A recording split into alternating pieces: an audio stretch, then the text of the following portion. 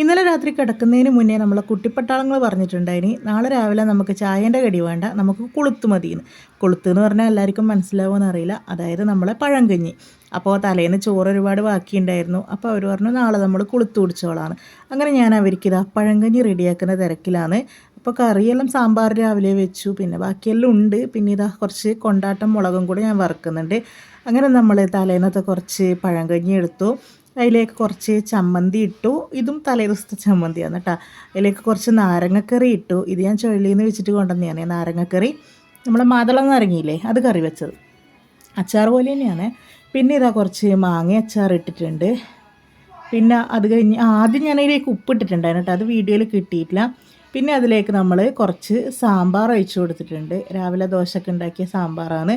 അപ്പോൾ സാമ്പാർ ഒഴിച്ച് കൊടുത്തിട്ടുണ്ട്. ഇനി അതിലേക്ക് കുറച്ച് തൈരും കൂടി ഒഴിച്ച് കൊടുത്തു. പിന്നെ അതിലേക്ക് ഞാൻ നേരത്തെ വറുത്ത് വെച്ച് നമ്മളെ കൊണ്ടാട്ട മുളകും കൂടെ ഇട്ട് കൊടുത്തിട്ടുണ്ട്.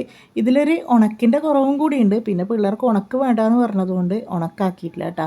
അങ്ങനെ ഞാനിതാ ഒന്ന് ടെസ്റ്റ് ചെയ്യാൻ വേണ്ടിയിട്ട് ഒന്നിങ്ങനെ അവർക്ക് മിക്സ് ചെയ്ത് കൊടുക്കുന്നതാണ്. ഞാൻ പഴങ്കഞ്ഞി കുടിക്കാൻ പ്ലാൻ ചെയ്തിട്ടേ ഇല്ല, ഞാൻ ദോശ തിന്നാനാണ് പ്ലാൻ ചെയ്തത്.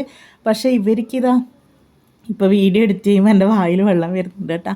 അപ്പോൾ ഈ പഴങ്കഞ്ഞിയിൽ ഇതെല്ലാം കൂടെ മിക്സ് ചെയ്തിട്ട് ഞാൻ അവർക്ക് കൊടുക്കാമെന്ന് വിചാരിച്ചു. അപ്പം ഞാൻ വിചാരിച്ചു എന്തായാലും മിക്സ് ചെയ്തതല്ലേ, ഒന്ന് ടേസ്റ്റ് ചെയ്ത് നോക്കാം എന്തുണ്ടെന്ന് നോക്കാമെന്ന് വിചാരിച്ചിട്ട് ഞാനൊന്ന് ടേസ്റ്റ് ചെയ്യാമെന്ന് കേട്ടോ. വെറുതെ പറയുന്നില്ല, നല്ല സൂപ്പറാണ് കേട്ടോ. ഒരുപാട് കാലം എന്ന് പറഞ്ഞാൽ അങ്ങനെ കുടിക്കലേ ഇല്ല കേട്ടോ. പഴങ്കഞ്ഞൊന്നും നമ്മൾ കുടിക്കലേ ഇല്ല.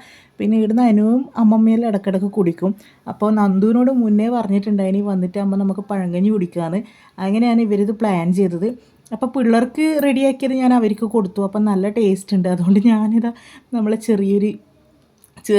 ഒരു വലിയ പാത്രം എടുത്തിട്ട് അതിൽ കുറച്ച് കൊളുത്ത് കൊടുത്തിട്ട് ഞാനും നമ്മളെ പഴങ്കഞ്ഞി റെഡിയാക്കിയിട്ടുണ്ട്.